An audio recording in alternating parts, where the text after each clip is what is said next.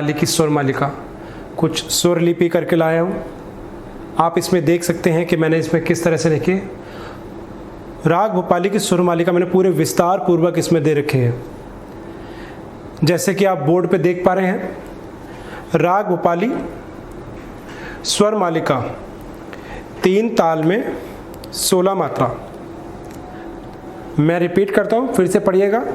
राग भोपाली स्वर मालिका 3 ताल में 16 मात्रा एवं अस्थाई सम से शुरू है। सम यानी कि ताल का पहला काउंटिंग में आ जाता है। सम एक मात्रा को, जो पहली मात्रा को कहते हैं राग के, जो पहली मात्रा धिन पड़ती है उसको सम कहते हैं 3 ताल में। और स्वर लिपि मैंने किस तरह से कर रखी है मैंने इसकी स्वर मालिका की, थोड़ा मैं आपको बोल के बता देता हूँ, जरा ध्यान रखिएगा। सा रे गा पा धा सा धा पा गा आ रे सा धा सा। जिस तरह से मैंने आपको बताया है गा करके, तो मैं आपको बताना चाहता हूँ, जो 0 होती हैं वो होती है आदि मात्रा, और एक मात्रा मानी गई है डैश। और स्वर की क्रम संख्या बढ़ाने के लिए मैंने बनाया है एस। डैश एक स्वर माना जाता है और जो एस है वो एक स्वर आगे बढ़ा देता है, यानी कि 2 गा बन जाते हैं। कोई सा भी स्वर के पीछे होगा तो वो उसकी अपनी दुगनी स्वर में आएगा एस। और जिस तरह से मैंने बता रखा है लास्ट में मंद्र स्वर है धा, तो उसके ऊपर बिंदु होगी। अब ये स्वर मालिका मैं थोड़ा आपको गुनगुना के सुना देता हूँ और आप जरा देखिए। ये आपका स्वर है सा रे गा पा धा सा धा पा गा रे सा धा सा। तो आपने ये जो सुना, आपने सुना है ये स्वर में और ताल में। आइए अब इसको काउंट करते। जो हमने फर्स्ट लाइन है वो हमने फर्स्ट लाइन कितने स्वर में लिखी? 1 2 3 4 5 6 7 8 9 10 11 12 13 14 15 16। जो एस लास्ट में आ रहा है वो है 16। तो 16 मात्रा 3 ताल में होती है। 3 ताल का ठेका क्या है? धा धिन धिन धा, धा धिन धिन धा, धा तिन तिन ता और ता धिन धिन धा। तो ये 16 मात्रा कंप्लीट है। एक बार मैं दोबारा बोल रहा हूँ, आप जरा काउंट कीजिएगा अपने फिंगर पे। धा धिन धिन धा, धा धिन धिन धा, धा तिन तिन ता, ता धिन धिन धा। 16 मात्रा, 16 मात्रा के ही स्वर लिपि मैंने करी है। अच्छा, फर्स्ट लाइन मैंने आपको बताई। अब मैं आता हूँ सेकंड लाइन पे। सेकंड लाइन क्या है? सा के बाद एस है और गा है। तो जो एस बनाया गया मैंने आपको बता चुका हूँ कि वो एक स्वर आगे चला जाता है। ये सा के पीछे ऐसे तो वो भी सा माना जाएगा, गा के पीछे ऐसे तो वो गा माना जाएगा, एक स्वर आगे हो जाता है। तो देखिए सा गा रे गा पा धा पा गा रे, स्वर माना जाएगा। अब इसको काउंटिंग करते हैं। Dash 0 0 dash dash 0 0 dash dash 0 0 0 0 0 0 0। मैं सीधा चलूंगा और डैश पे मुझे रुकना है। काउंट करते हैं इसको। 1 2 3 4 5 6 7 8 9 10 11 12 13 14 15 16। 16 ये वही 16 मात्रा है जिसमें मैंने आपको 3 ताल बताई अभी जस्ट। दोबारा रिपीट करता हूँ, दोबारा देखिएगा सेकंड लाइन के अकॉर्डिंग। अब मैं आपको पर मात्रा वाइज बताता हूँ और इजी कर देता हूँ इसको। तो देखिएगा धा धिन धिन धा, धा धिन धिन धा, धा तिन तिन ता, ता धिन धिन धा। पर मात्रा वाइज आपका एक मात्रा आधी मात्रा 1/4, आपका एस जो स्वर को डबल कर देता है, ये सब कुछ। मैं इस वीडियो के माध्यम से मैं कुछ आपको ये भी बताना चाहता हूँ कि मेरा उद्देश्य आपको म्यूज़िक सिखाना नहीं है, गवाना नहीं है, दिखाना नहीं है, समझाना नहीं है। मेरा उद्देश्य आपके अंदर म्यूज़िक के लिए प्रेरित और अंदर से आपको निखारना संगीत के, जो मैंने आपको छोटी छोटी चीज़ें मैंने आपको दिखाएंगे कि जैसे 0 आधी मात्रा होती है, डैश एक मात्रा होती है, एस स्वर की संख्या ज़्यादा बढ़ा देता है, स्वर के ऊपर बिंदु होता है तो मंद्र स्वर होता है। बड़े डिटेल से मैंने आपको ए से लेकर जेड तक की मैंने एक परिभाषा बताई है संगीत की। आई एम रिपीट के परिभाषा बताइए। गाना तो आप बहुत सीखते होंगे, सुनते होंगे, बहुत अच्छे अच्छे बड़े बड़े उस्ताद लोग हमारे साथ हैं, हमारे पास उनका आशीर्वाद है, बहुत अच्छा, मगर जो डिटेल होती है वो ज़रूर होनी चाहिए। आपका लेवल और आपका स्टैंडर्ड उसी से बनता है।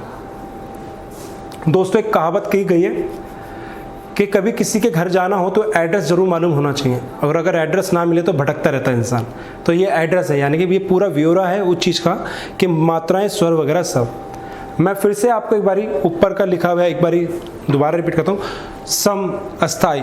अस्थाई यानी कि जो ताल के साथ में जो बंदिश है, स्वर मालिका है, बड़ा ख्याल है, जो ऊपर की जो अस्थाई होती है उसको कुछ लोग मुखड़ा भी कहते हैं, कुछ लोग अस्थाई भी कहते हैं। हमारे भारतीय शास्त्रीय संगीत में अस्थाई की गई है। तो अस्थाई जो है 2 मात्रा की, वो सम से शुरू है। मैंने यहाँ पे लिख दिया है, शायद आप पढ़ भी रहेंगे।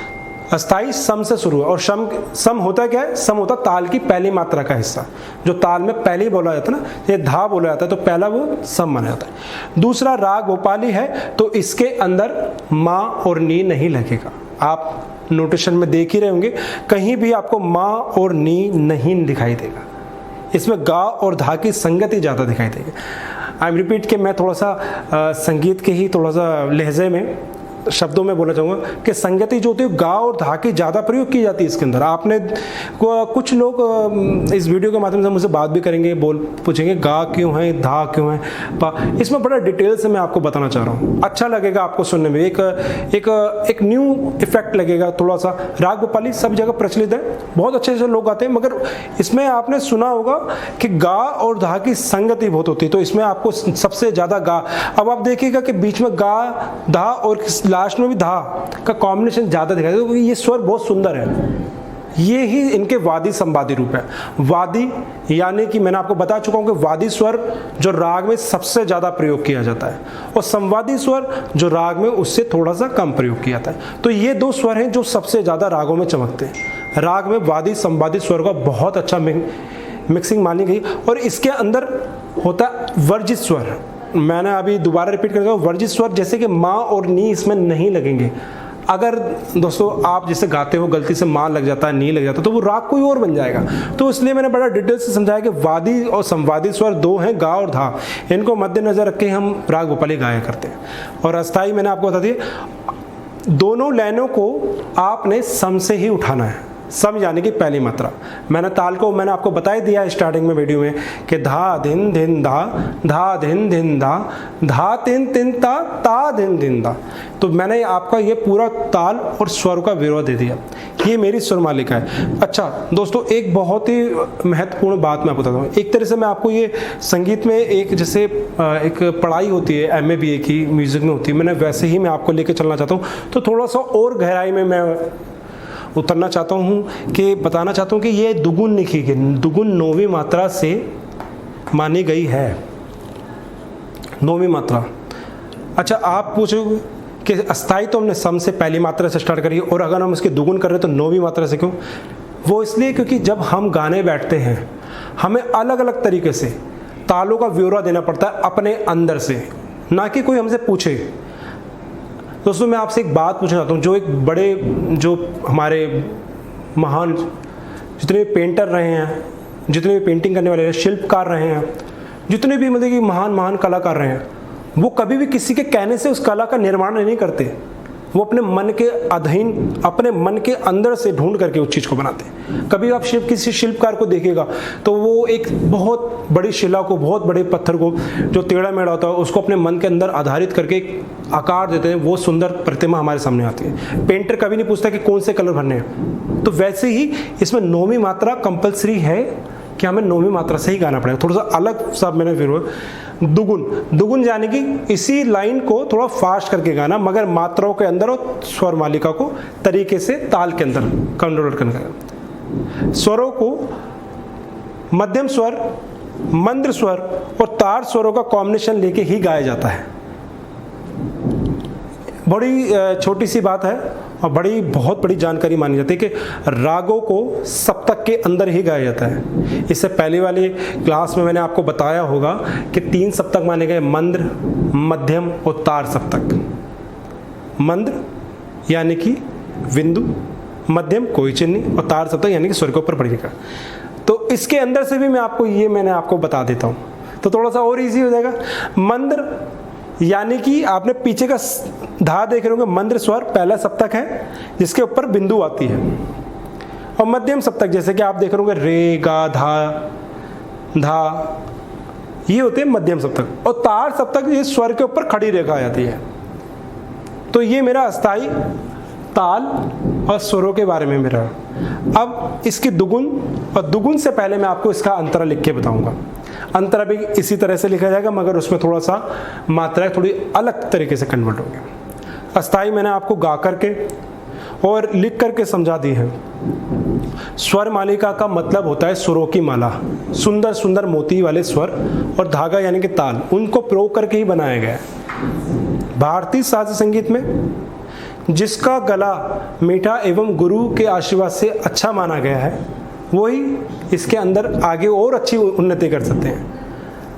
कुछ आप जैसे लोग जो बड़ी मेहनत करके आगे बढ़ना चाहते हैं और भी चीज़ें, उनके लिए बहुत अच्छी चीज़ें मैं डिटेल से लाया हूँ, हर एक चीज़ को डिटेल से लाया हूँ। इसको पढ़िएगा, इसको करिएगा। आगे की वीडियो के लिए हम फिर से मिलेंगे इसमें देख के।